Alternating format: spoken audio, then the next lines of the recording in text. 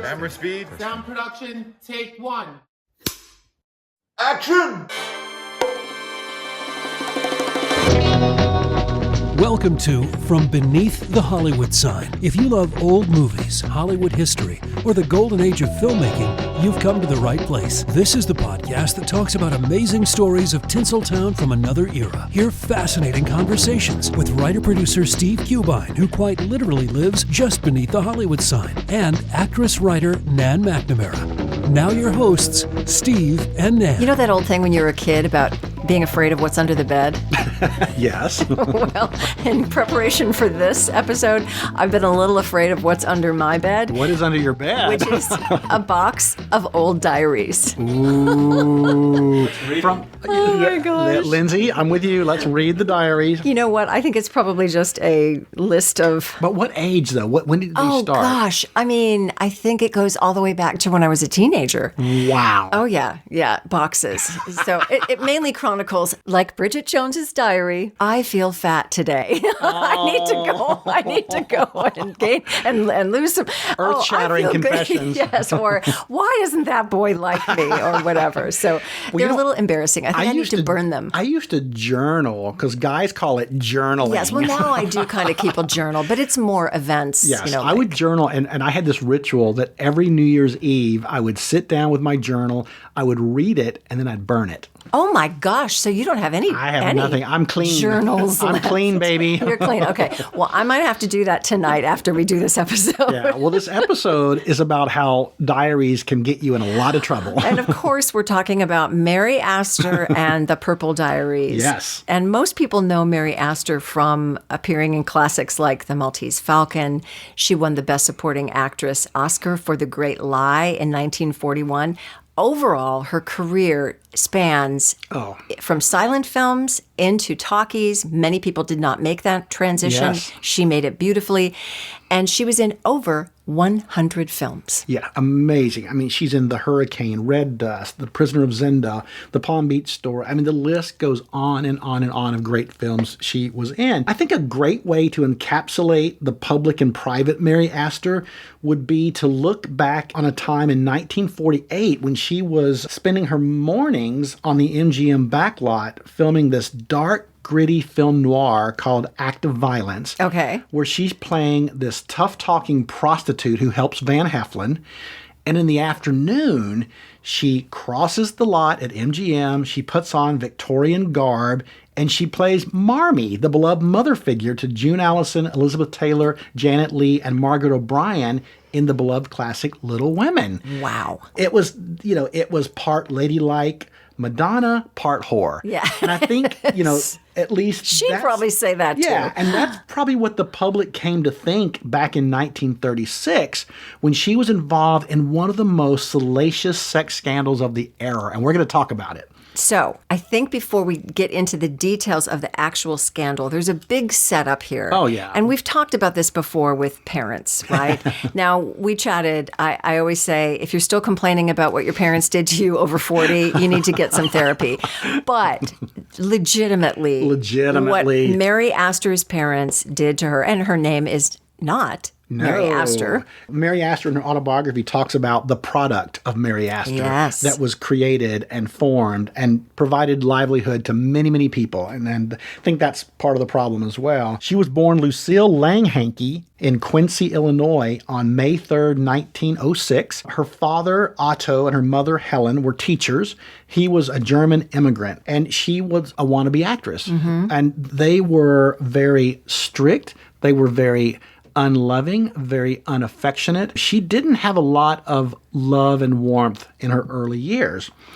When she was 12 years old, she grew into this beautiful young girl. And so she sent a photo into a beauty pageant or a beauty contest, which was sponsored by Motion Picture Magazine, and she became a finalist. Mm-hmm. Well, her father, Otto, he realized what a commodity he had in this beautiful young daughter of his. Right. And so she entered the next year, the same contest. She became a finalist again. Otto, who's now this strong-willed, dominating force in her life, who's basically taken over her life, decides Mary's going to be a star and we're going to make this happen. So he moves the family first to Chicago, then to New York, so that we could pursue Otto's dream, not Mary's, of making Mary a star. So she has her photograph taken by a very famous photographer at the time, Charles Alban. Yes. And those photos are seen by a studio. Yes. There's an executive at Lasky Famous Players who got the photographs and called her in for a screen test. And I find this fascinating. I do too. The person who directed the screen test was none other than the motion picture star Lillian Gish, who had an interest in directing. So they let her direct these screen tests with these young girls. Well, Lillian Gish thought Mary Astor was phenomenal. She was so impressed with her beauty, her talent, her charisma. She really took the young actress under her wing. And so they signed her to a traditional 6-month contract. Lillian Gish and Jesse Lasky and Walter Wanger, who we've talked about before, they renamed her Mary Astor. So that's when she actually became Mary Astor officially. And she's still a teenager in these silent films. Yeah, she's 13, 14 years old. And beautiful. Yeah, and so she makes one appearance in a Lasky Famous Player film, and then her contract expires, and they decide not to renew it. Well, Lillian Gish is not having this, so she takes Mary across the street to D.W. Griffith, and she arranges a screen test for Griffith. Well, Griffith really liked Mary. However, during the screen test, Griffith got a look at Otto, her father, on the sidelines, and he later told Lillian, "The man's a walking cash register. I could never mold this child into an actress with him on my neck all the time." Oh, boy. So he didn't sign her. And was he right about that? Oh, he was. He saw the writing on the wall with controlling Otto. Yes. And he probably dodged a bullet, having to deal with this stage parent. Right. She ended up, though, working independently in movies. She made her first film when she was only 14 years old. Wow. She made a couple of more films, and then in 1923, her family, like most of the film business, migrated to Hollywood. And there's someone that sees a photograph of her that is going to be quite pivotal for the future of her career. Yes. John Barrymore sees her in a photograph and immediately decides that he wants her cast in a film called Beau Brummel that he was doing at Warner Brothers. So it's so creepy. She is 17. He is 40, if I'm not mistaken. Yes. I think he's 40. And he understands, I think, the situation with the parents. Yes. He made her do a screen test.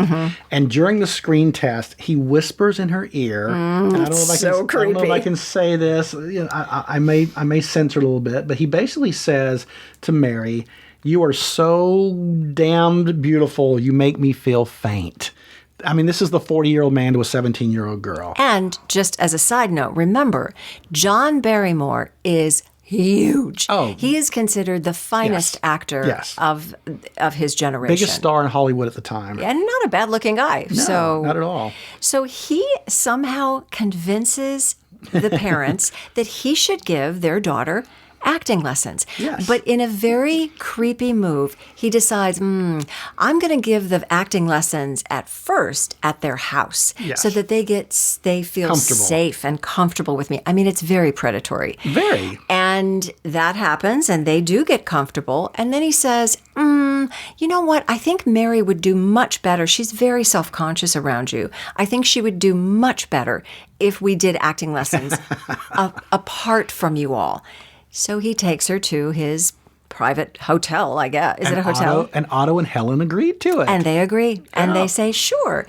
And so they go to do their private acting lessons, which of course turn out to be something. Yeah, a torrid love affair begins. And I think because Mary didn't get a lot of love and affection from her parents, she learned to equate sex with emotional love. I think she's even said that in her autobiography. Yes. Since she never learned what true love was from the point of a child, she thought, if a man is attracted to me and wants me sexually, that's emotional love. Yes. And she sought that out. She needed that. I mean, she was just void of that. And yet, at the same time, she could not break free from her parents. No. And that comes up, a little bit later. But she really had a hard time being an independent person until much later in her life. Barrymore, he made her read books. He made her read poetry. He made her study art and music and drama. He taught her to be an independent thinker, which I think began her road to freedom from her parents, but not quite yet. When he finally divorced his wife, he asked Mary to marry him, but she still could not break away from the control of her father. And she said, not yet, give me time, give me time. Right. Well, he got tired of waiting, and then his eyes wandered over to another starlet, Dolores Costello, and that was it. It was over. So ultimately, the demise of that relationship was because she couldn't break free from her parents. And I think that really bothered Mary Astor. I think it was a big regret in her life that she missed out on this wonderful man, even though I don't know how appropriate it is, 1740. I know. But, it's kind of weird to talk about it. But she did feel badly that her inability to break free of the bondage of her family prevented her from maybe finding the love of her life. Exactly. And I think essentially when that builds up inside her, she kind of runs away from home. Her career really takes off after that. She becomes a major movie star. Yes. She's making a lot of money. She's making $5,000 a month, but more importantly, she is now the main and only breadwinner for the family because Otto has decided he is going to manage all her affairs. Right. Well, what Otto does is he basically keeps her captive in the mansion that she bought for the family, which actually is about 2 blocks from my house. It's called Moorcrest. It's an amazing Moorish house that was built by the people that built the Crotona colony, which is we've gotten into before in the podcast. But he also gives her an allowance of $5 a week.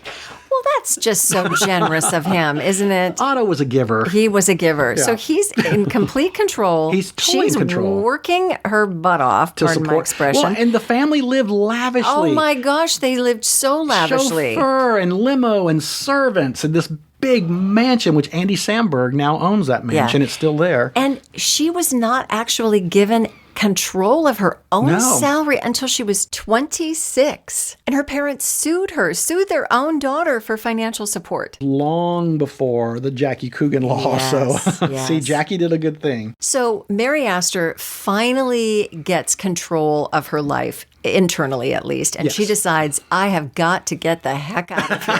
I've had enough. And she does it in one of the most dramatic, I had to reread it in multiple sources to make sure that it was true. Because I was like, no, that didn't really happen. She takes a sash or like a blanket or something and ties it to herself and the tree and swings out of her balcony and escapes. She literally ran away from home at 21. At 21.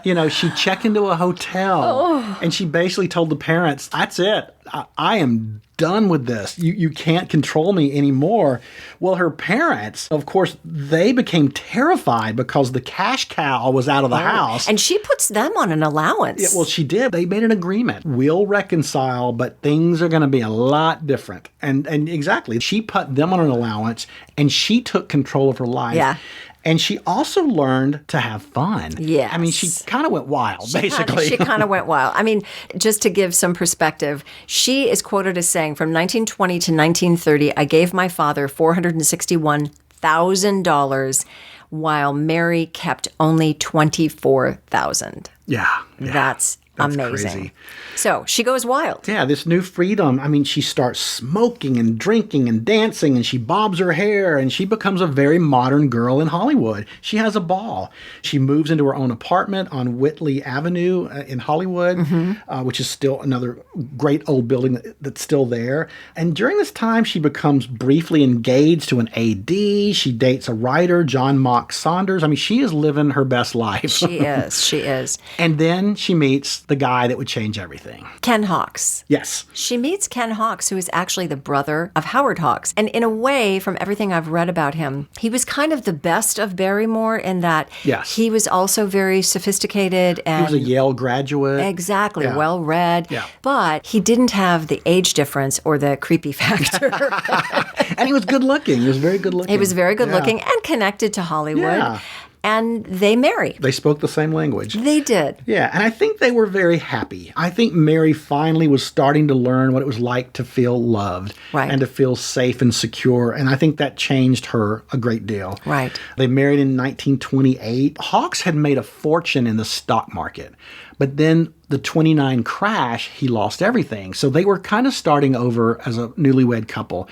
But again, he was getting into producing and directing. She was still making movies, making money. So they were okay, but they didn't have the wealth that he once had. And I'm not sure that they had the physical part of the relationship that she longed for. No. Yeah. Actually, she writes about that in her autobiography, that maybe a little disappointed. Yeah, maybe a little disappointed, but still, it seems like... Well, I guess after John Barrymore. Right, there's probably a hard comparison there. Yeah. So, tragedy, though, strikes. Oh, this is so... She's finally happy, and it's like Robert Walker. You're finally happy, and then boom. Yeah, at 23, her husband, Ken Hawks, is flying in an airplane to create a sequence for a film called Such Men Are Dangerous. Yeah, like an aerial sequence. Yeah, and the plane connects inadvertently with another plane, and everyone is killed. Just almost midair collision type thing. And it really affects her. Oh, it just... As it, of course, would. Just devastated her. Yeah. You know, she couldn't live alone. She moved in with Florence Eldridge and her husband, Frederick March, who were really dear friends of hers. I mean, she was a mess. The heartbreak affected her for a long time. She finally starts to heal a little bit. She starts dating again, and she dates this actor named Lee Tracy, who apparently was a raging alcoholic. And, you know, he liked to have a good time. So one night he drank too much, and a doctor was called. And the doctor was Dr. Franklin Thorpe, and Mary was immediately drawn to this guy. You know, he was good looking, he was intelligent, he listened to her problems, he was sympathetic.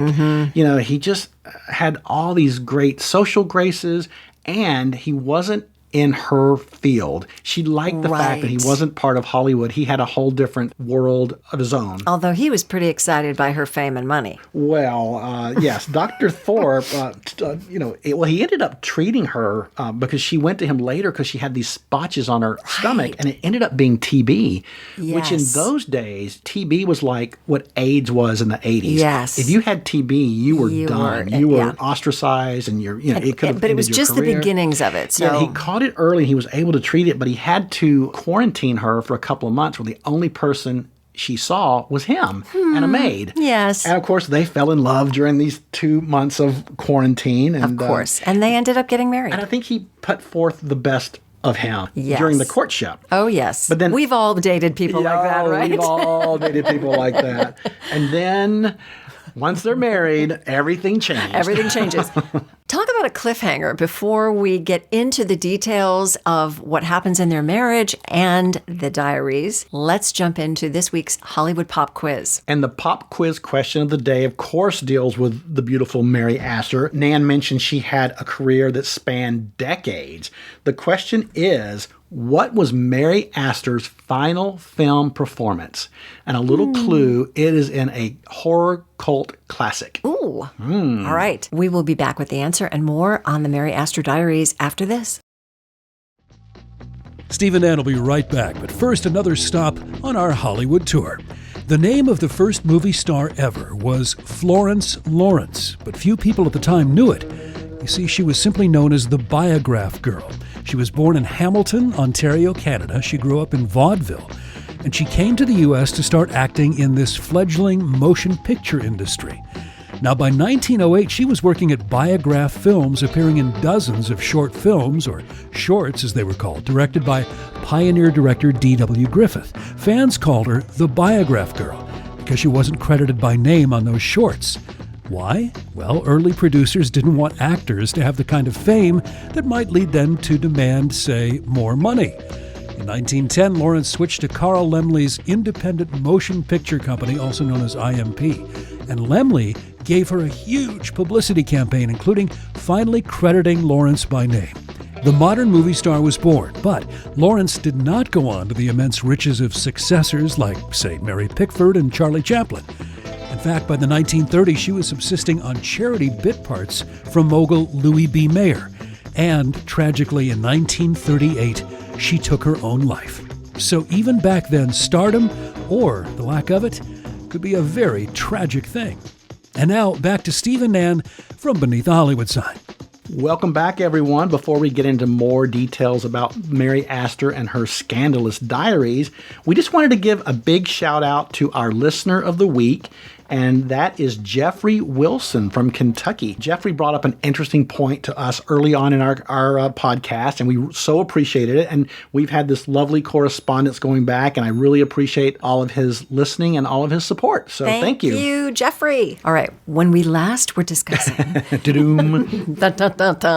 So Mary is now married to Dr. Thorpe, but things are not going the very honeymoon well. is over. The honeymoon is over. And kind of in a nasty way. He's emotionally and verbally abusive, which is horrible. Horrible. But he also could be physically abusive as well. Yeah, because in 1932, they have a daughter together, Marilyn. And the thing that really is troublesome is that after time goes on, Mary suspects that he might be physically abusive to Marilyn. Right. This is probably the final straw for Mary, so she asked for divorce in December of 1932, but Franklin cries and begs and says he'll change his ways and begs her not to do it, so she gives in and she stays. Okay, and then she decides, though, that she's going to get away for a little I think trip. they go through another rough patch and she decides to get out of town. And she has a dear friend in New York. I mean, Yes. she's Mary Astor. She probably has a lot of dear friends.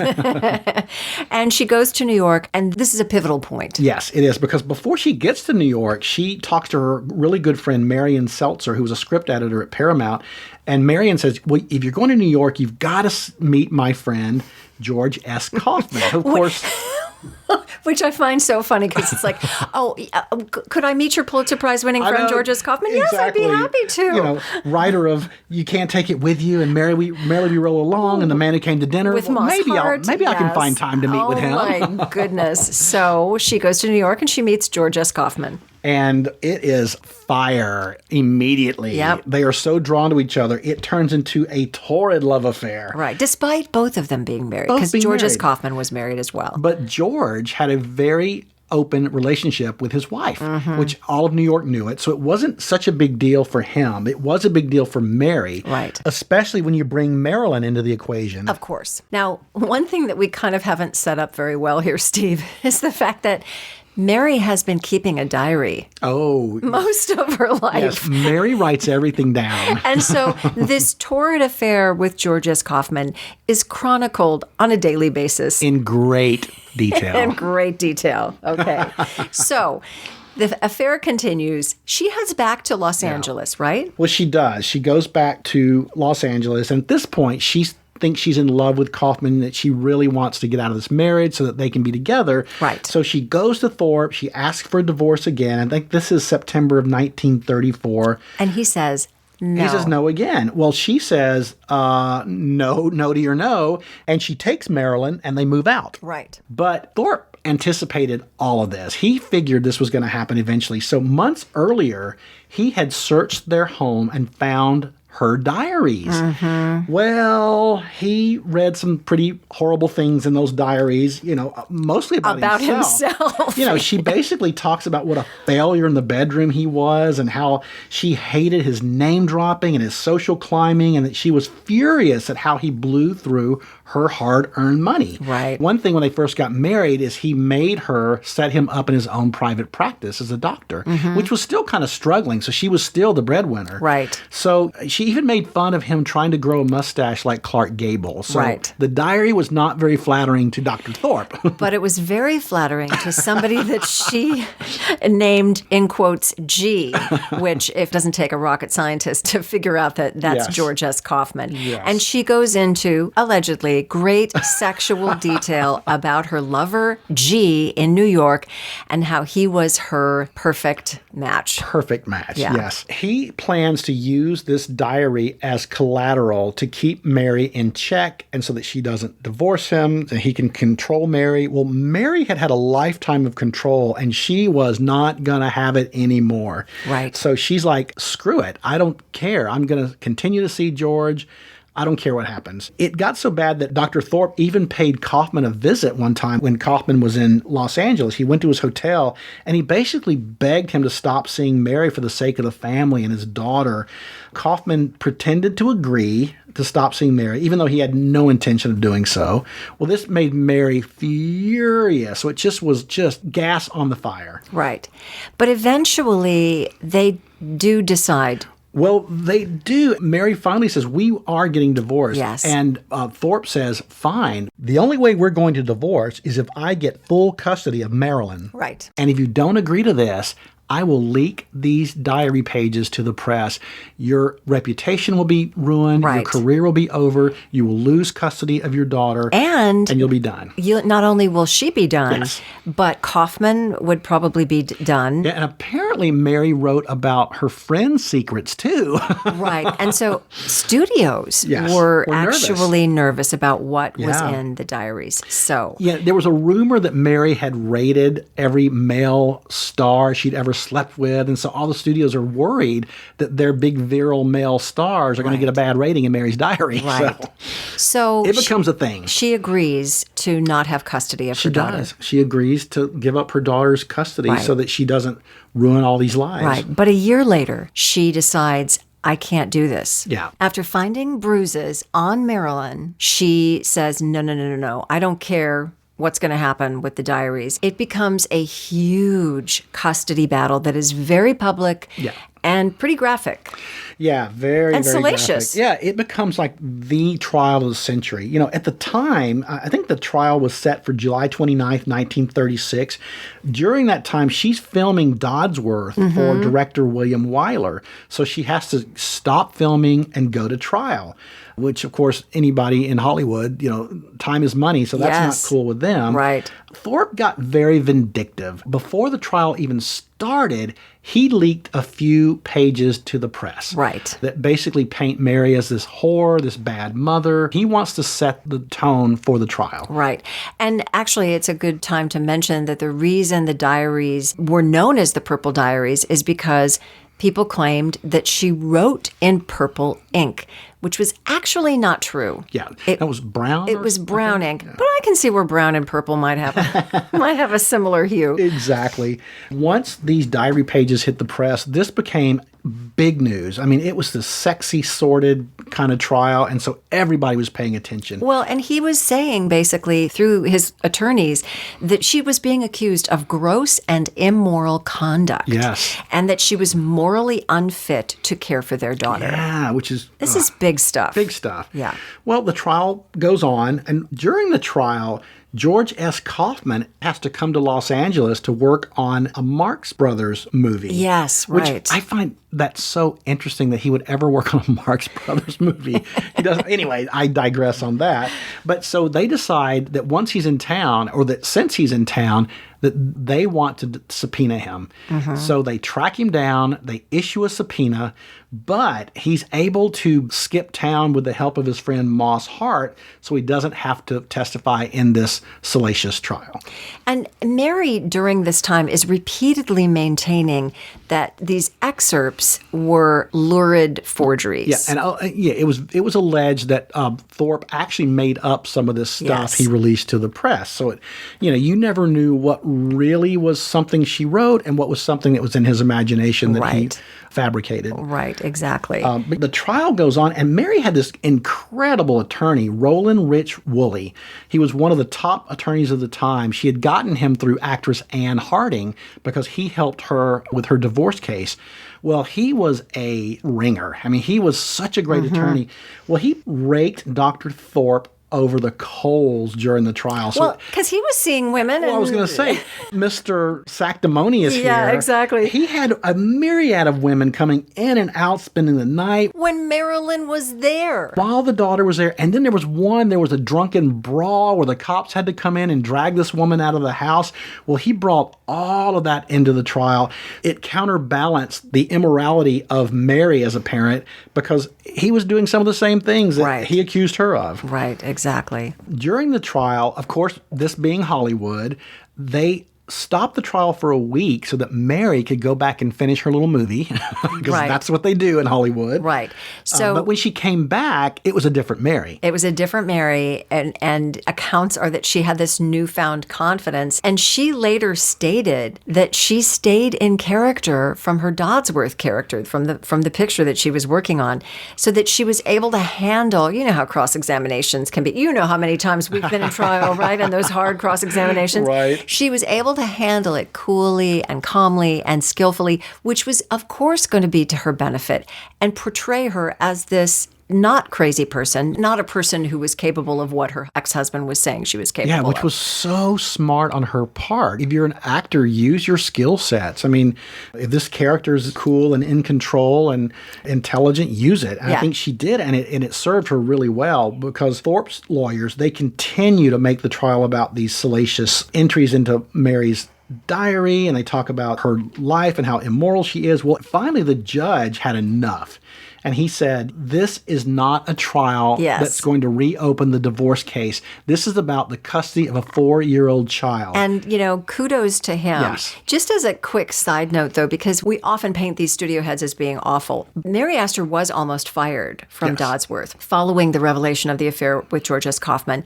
But Samuel Goldwyn insisted that she stay in the picture. And that's also pivotal post-trial to what ends up happening in her career. Yes. So as you said, the judge said, no more, no more. This is not reopening the divorce. It is about the custody. And I'm going to give you 3 days to figure it out. Yes. And they do. And they did it. They came back with a very fair agreement for the custody. Marilyn would be awarded to her mother during the school months and to her father for vacation periods and weekends. And any teacher or governess or nurse for the child would have to be agreed upon by both parties. Right. Fair enough. Fair enough. So the trial's over. This movie, Dodsworth, is done filming. The thing that Mary thought after this trial, she figured, my career is over. I'm done. I'm canceled. Yes. The equivalent of canceled back then. But as you said, Dodsworth came out. It debuted in September of 1936. Mm-hmm. And so when Mary first appears on screen in this movie, audiences across the United States clapped and cheered for her. which is, you know, pretty remarkable. I mean, they were on her side. They were on her side. And I'm sure nothing like a good scandal to boost a movie. Exactly. And boost a career. Yeah, boost her, and it boosted her career into the stratosphere. Yeah, exactly. Because some of her best work happens after this. Oh, I think most of her best work happens after this. Yeah.